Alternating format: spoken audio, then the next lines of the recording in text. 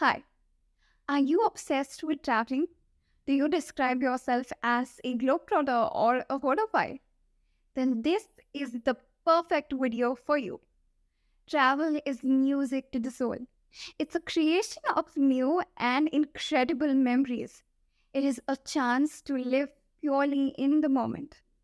On today's episode, Devangana Lashkary, a CSR consultant, TED speaker, environmental researcher, and travel influencer, is going to talk with us about her experience with conscious travel and how she saves the planet one trip at a time.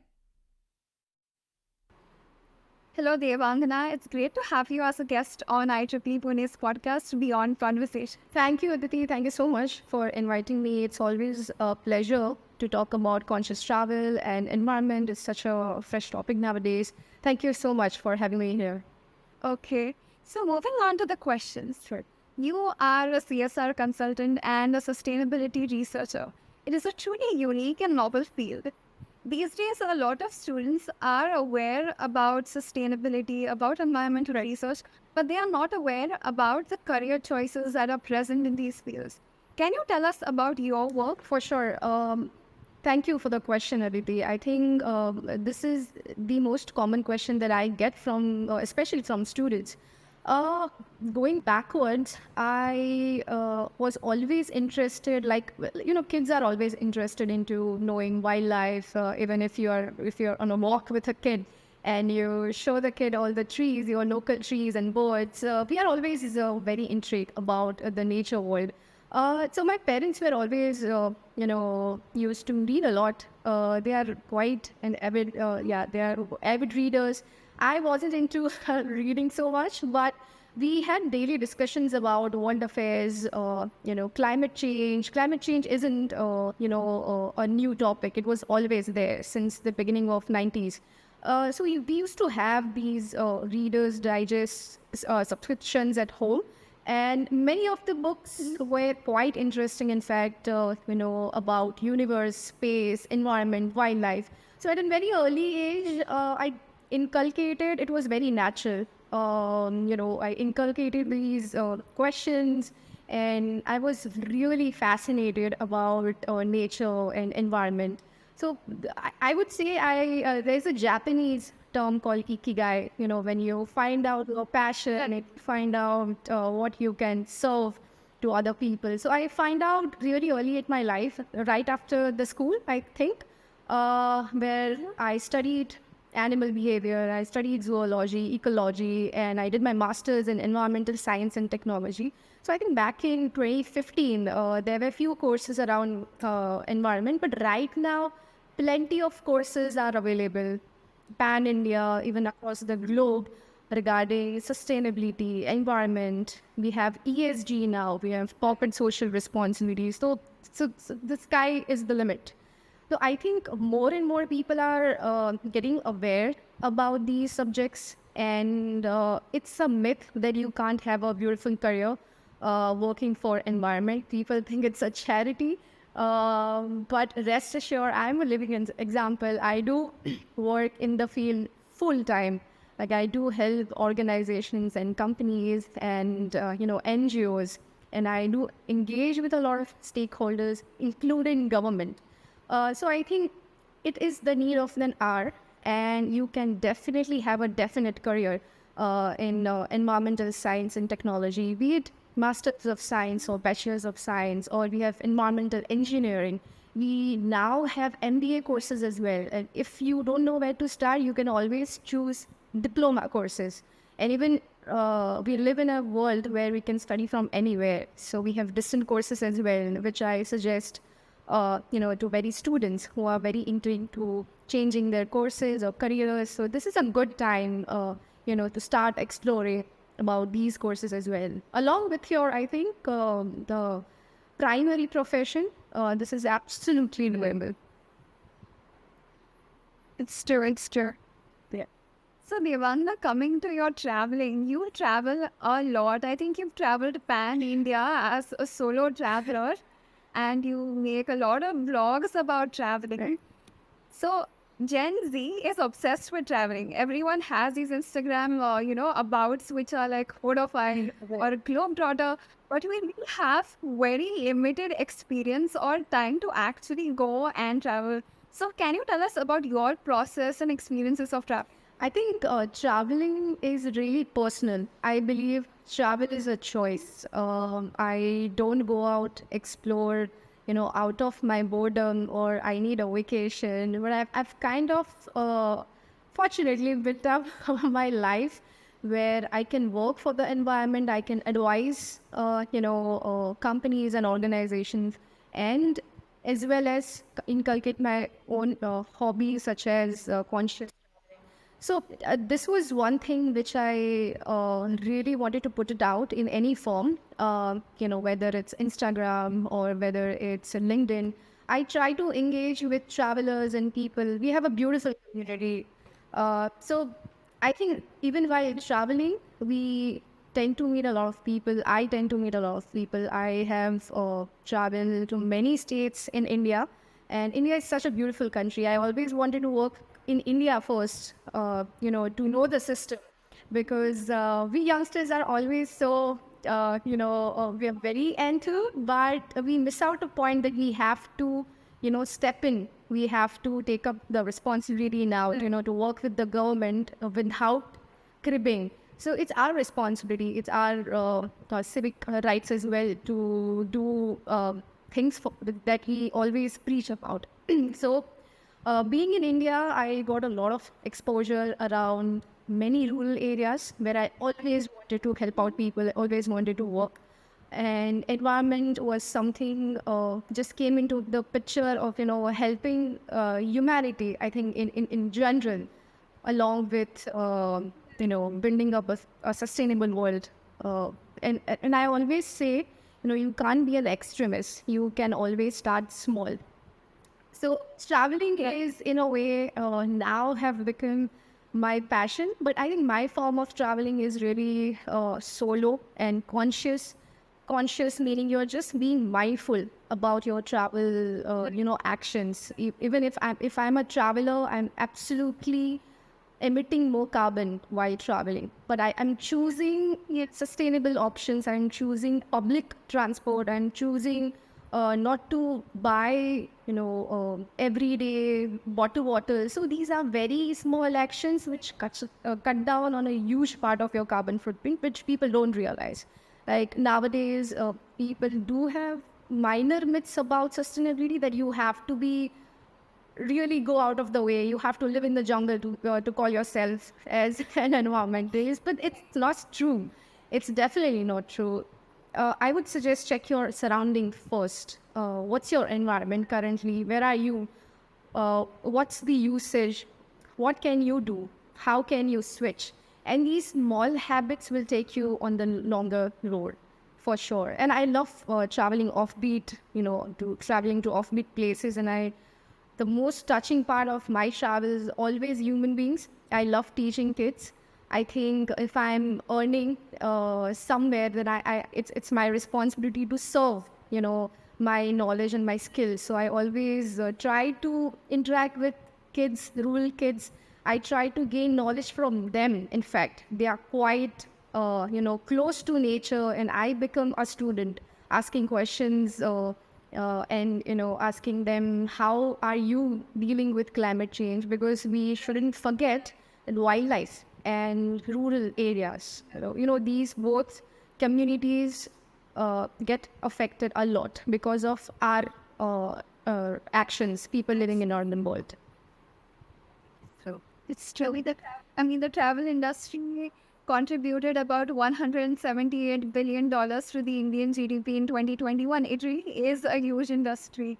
And considering that we as humans need to live and our day-to-day living choices do leave, not such a significant impact, but in some small ways, it does leave an impact on the environment. And just educating ourselves about the small ways in which we can change that, in which we can be better and reduce our carbon footprints, would overall make quite a significant change in how the climate is changing these days. Absolutely. Like I said, small actions. I keep on repeating these things even on my Instagram. Small actions. People normally undertake little things, small actions very rightly. We don't value the importance of, living a raw life, importance of understanding ourselves first. I am also a consumer. Okay, I cannot cut down entirely on so many things, even plastic. Like it's there, it's in your bloodstream now. You cannot cut down on, so you can only do so much living in an urban area especially. But small actions like carrying your water bottle. This is the most favorite thing to do of mine while I travel. So there's a black bottle I use, and it's very Instagram famous. I'm always carrying my black bottle with me. So carrying your own black bottle, water bottle bags. Like bags are such a helper. You go out, if you want to buy anything, like if you want to buy some souvenirs, why can't you carry a reusable bag? It comes, a foldable reusable bag. So we have anything, you name it, we have solutions. It's just a matter of, are you willing to bring that change in you? It's absolutely a little effort. Once you start the journey, like you have to think, you have to ask the question, okay, I'm traveling to this state. What is the culture? What will I do? Is there any water place around? Should I carry, my swimwear? Should I carry some products that I'll be using to avoid the purchasing? So this is all part of, conscious lifestyle choices that you need to ask yourself first. And it's absolutely doable. Absolutely. You just have to be mindful.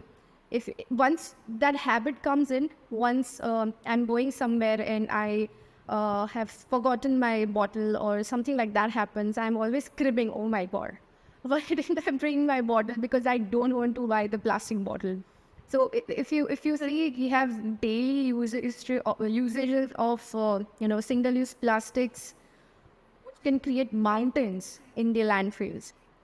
So small swaps, I think I would definitely, I'm a big believer of small actions.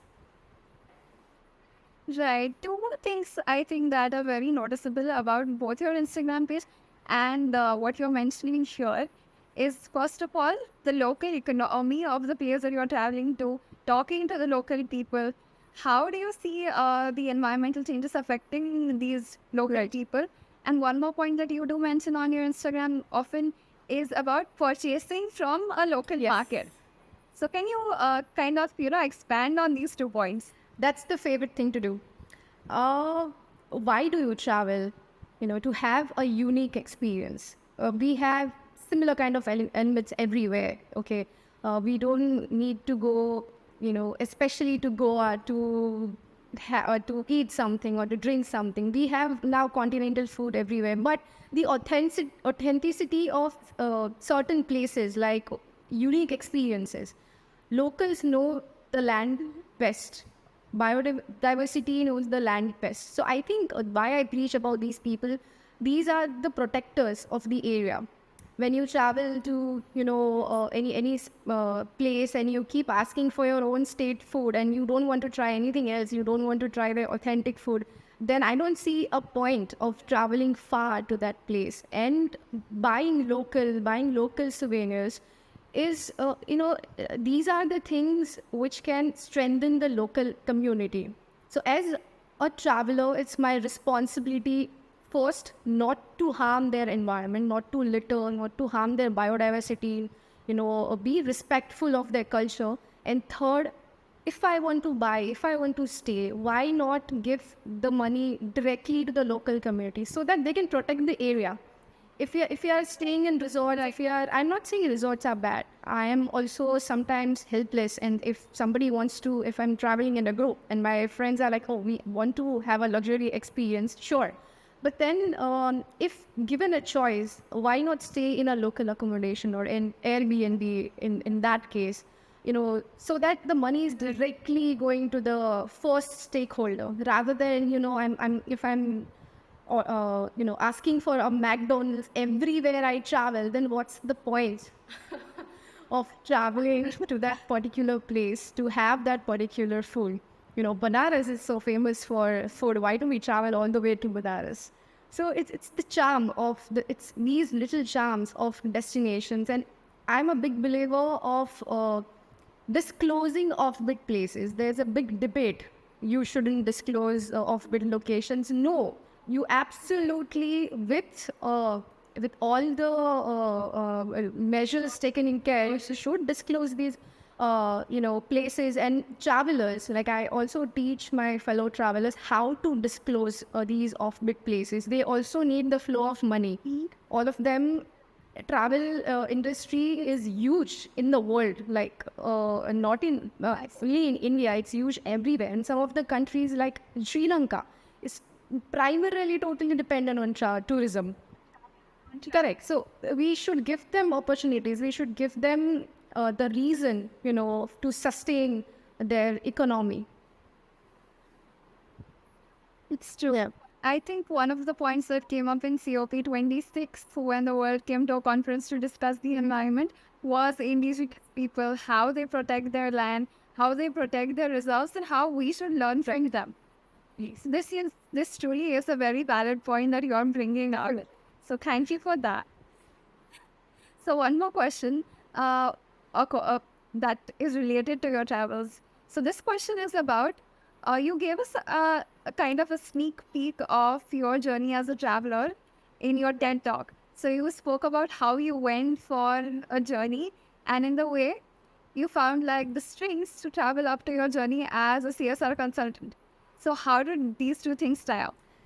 That's a very simple story. I think my passion for travel started when I was just finishing off studying environmental science during my master's. I was a nerd.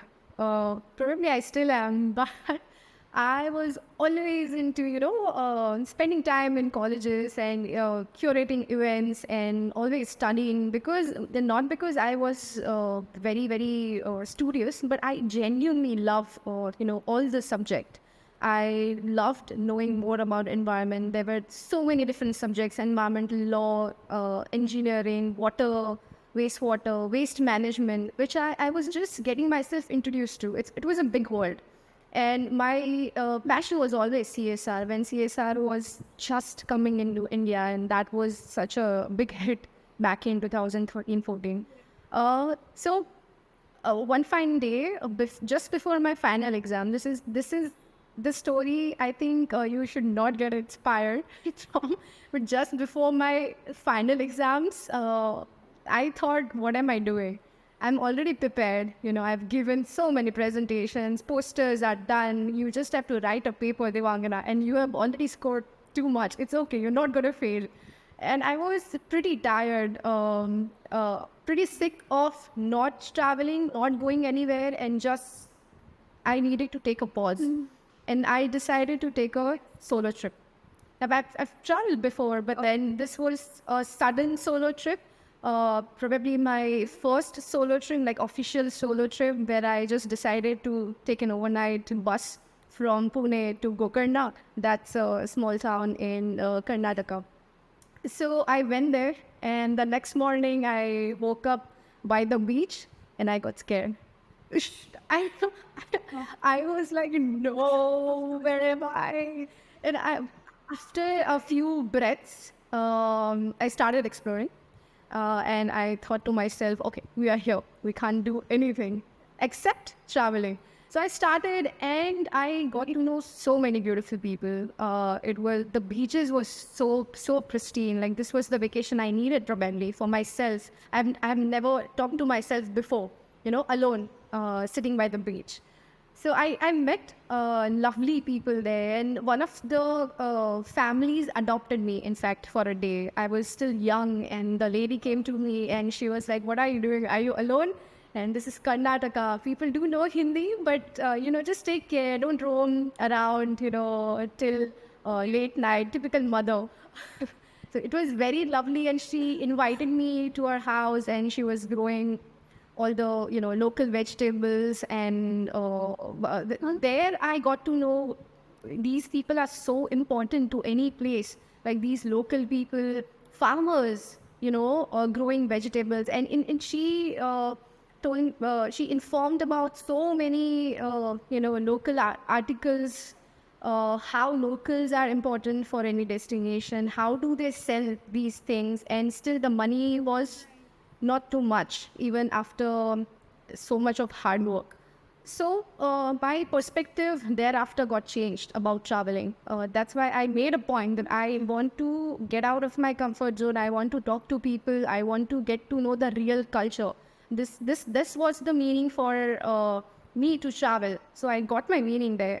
Definitely enjoying the view, going out, probably with friends, and everything is really beautiful. I also do that, but I make sure to have the experience and not just the vacation. And then after that, I got a lot of confidence and I went to Goa alone.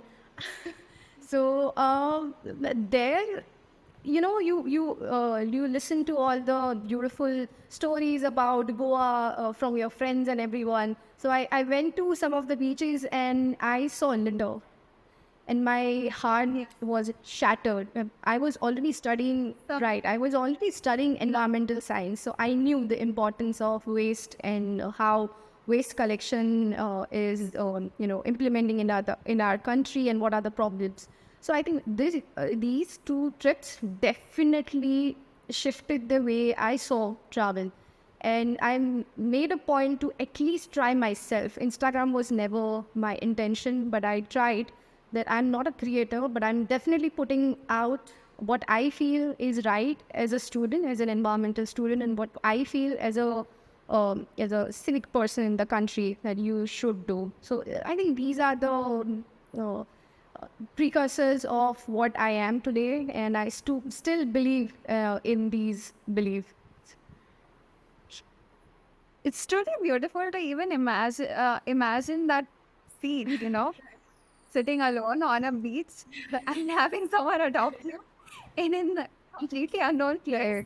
I think it truly must have been an amazing Yeah, experience. right. I think right now solo traveling and it's blooming because of Instagram. But back in I think 2016, 15, when you just a college kid, it's really sometimes it's still not very accessible to most of the people. Most of the students probably. So I think it's a personal story, and I believe you feel if this is right for you, this is right for you. Don't just travel, don't do solo traveling and all just for the trend.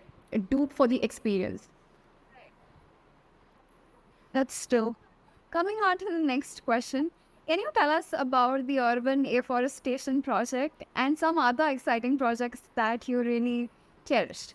Right. So many people don't know, apart from my Instagram, apart from my constant traveling, I am an environmental researcher and CSR consultant. I consult companies and help organizations and businesses to offset their carbon footprint, or to map their carbon footprint, to know how emissions are, affecting the environment, and what can they do to combat these issues. So urban afforestation, I'm working with an organization, CRE in Mumbai. Primarily, I started my journey into CSR from the NGO. Right after the post-graduation, I'm still happy to say I'm still part of that organization. It's been years and years. We primarily offer services to CSR companies. We map their carbon, like I said. We give them sustainable solutions, which help these companies to, provide data to probably in their sustainable reports or integrated reports, or help them in a way to, show that this is the carbon we are emitting and this is the carbon we are offsetting. So basically, we help them in all of the solutions. So one of the projects, main projects, is urban afforestation. So why urban? So you see, metro cities, we focus on metro cities where there's no land. So it's the simple yet challenging aim to, start getting our cities back to the normal life, back to the greener life that these used to have. We are trying to plant in urban areas, peri-urban areas where land is almost negligible. Like in Mumbai, you don't have space for humans to live in, but we do make it a point wherever we can plant. Like BMC is helping us a lot. I have beautiful environmental organizations planting pan India. So we help them, we guide them how to plant, where to plant, which technology to use. And I strongly suggest to plant native trees, like Indian native trees, which were there thousands of years ago. Because these people know, these guys know that we were here. The soil was completely different. They know how to treat. So nature is amazing. Nature knows how to treat itself when left alone. So that's why I think it's important that we familiarize ourselves with the native articles, the native ingredients that's present on the planet. And then because it's a chain. Like if wildlife has a certain kind of intimacy with local species. The birds know, okay, this sparrow would know this is the tree where I would get, fruit or seed. So birds already know that we are familiarized with these kind of trees. Okay. And when you introduce completely different varieties of, non-native species like palm trees or decorative trees, those are trees, those are beautiful trees. But I still enforce people, I still advise them to plant native, and especially your local species. Like Mumbai is typically an island, ideally. So we don't want to plant anything anywhere. So looking at the climate, looking at the local atmosphere, it's always advisable to do something which can clear back the local biodiversity. So we plant trees. We've planted more than I think 2.5 lakhs pan India, with sequestering more than 55,000 tons of carbon dioxide. And we not only plant, we maintain the trees for 3 years. And so that's another thing that I always help NGOs and advise them to not only plant but maintain, because these are also babies. We don't want to just plant, take a picture and let go of all the responsibilities. So we give them the care and nurturing that these trees want until they are self-sufficient. And one another service that we provide, which is a win-win situation for everyone, for the company, for the government, and for NGOs as well, where we give them carbon sequestration certificate.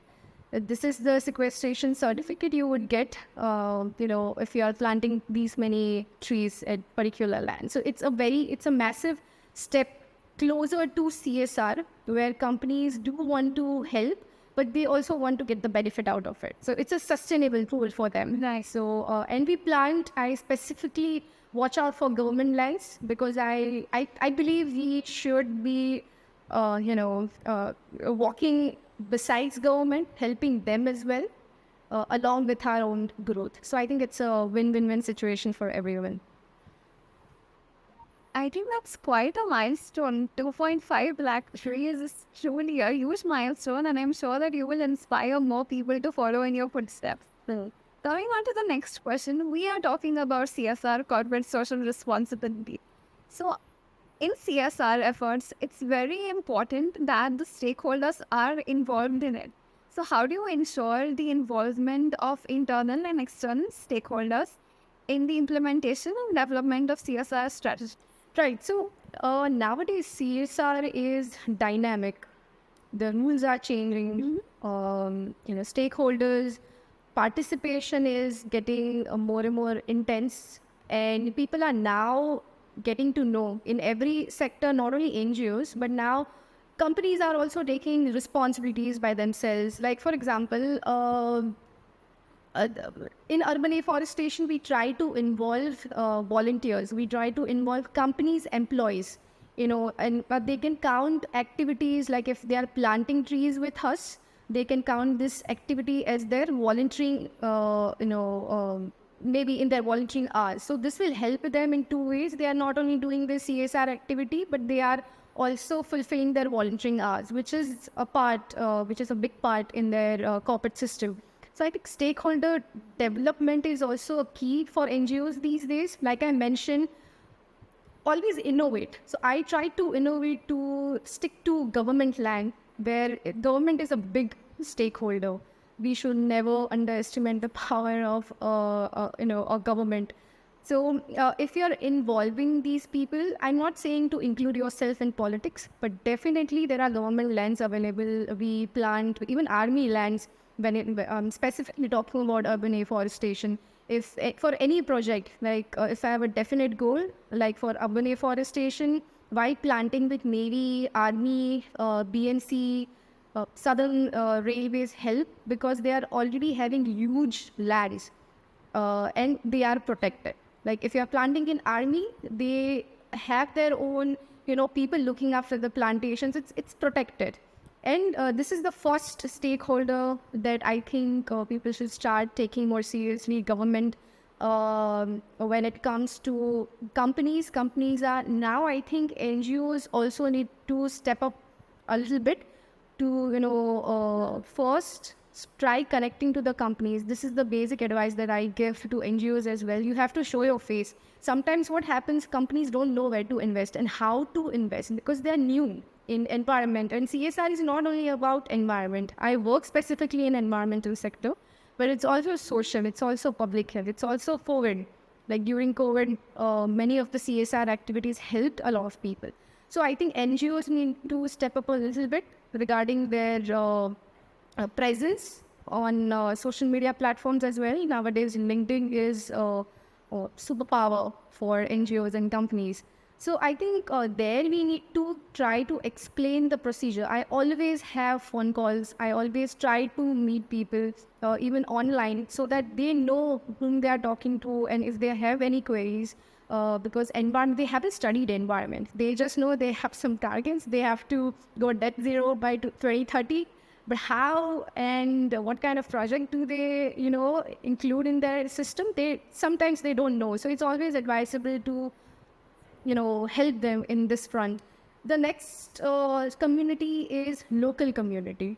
Like taking an example of again urban afforestation, I make sure to employ local people for my plantation maintenance. So if a tribal community is residing around my plantation area, then I try to give the employment to them only. So they are out of the question for becoming, a barrier to my project.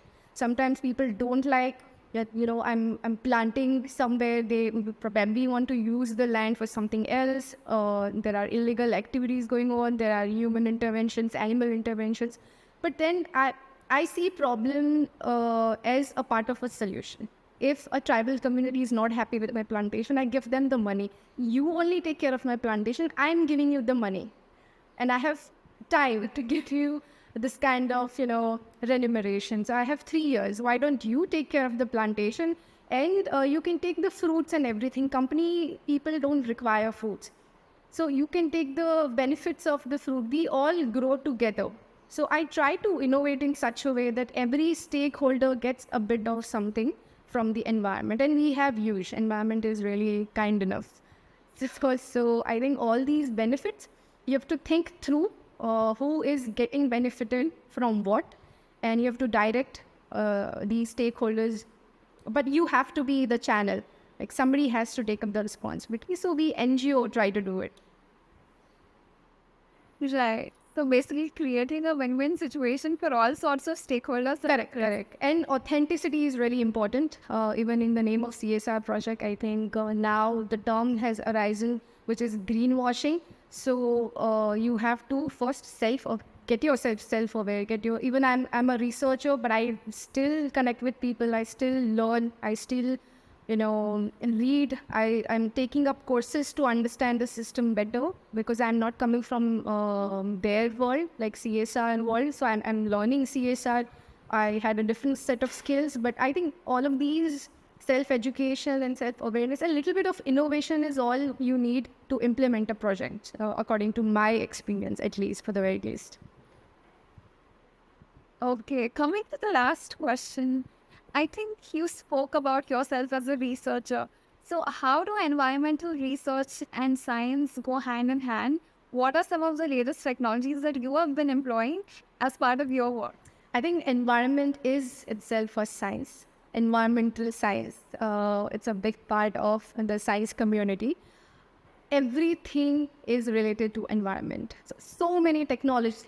For example, vegan leather. Like everything is turning. If you have the innovation, if you have the technology, if you have right people in your community, you can turn out everything in a more sustainable way. For the very least, like there are sustainable fashion brands now. One of my friends, Aratrika, she uses scraps and she upcycles clothes. We have Revolve, we have so many brands, beautiful brands, now taking a step forward to addressing the fast fashion issue. We have thrifts, pages on Instagram talking about technology. We have immense amount of technology everywhere, from the unicellular organization to ourselves. We have studied and experimented with a lot of things and with a lot of experiments. So only thing about sustainability is, I think, with youth coming on board and studying about environmental sciences sustainability, I always prefer to implement things. Even if we are researching, I'm as a researcher, I love innovating things. I love experimenting things. I love studying more about certain trends in environmental science and climate change. But I make sure to implement. Like if I'm reading something, this is my perspective. This is totally, and it depends on your data sets. It depends on your project. But like I said, I like to work more in the implementation sector. And even for students, like if you are taking up a dissertation subject, for example, in my master's, I tried to work around small water bodies, so that I know I would implement my results somewhere. So I don't want to just research. I don't want to just keep on reading the literature review. I want to have a goal. Like it's been 4 to 5 years that I took this much amount of time, to implement my project. But I knew I had to implement it. Otherwise, I think researching is great, but we need more solutions. We need to see more results. So I would say if somebody is really interested in, in coming into the implementation sector, CSR, ESG is a great field. Only you have to learn about all the stakeholders. I think that's a great parting message. Getting things off the paper and into Right. the real world is very important. So, Devangana, thank you so much for this incredibly endearing conversation that we have had. Thanks to you, Aditi. It was lovely. And I would love to share more insights whenever we talk about environment on this platform. And I wish you all the best. Okay. Thank you so much for watching this video till the very end. We hope you were inspired to live consciously and take these tiny little minuscule steps in order to save our planet, the Mother Earth, in wake of Environment Week especially. Signing off, please like and share this video if you find it insightful, and please subscribe to the channel for more such resourceful and insightful education.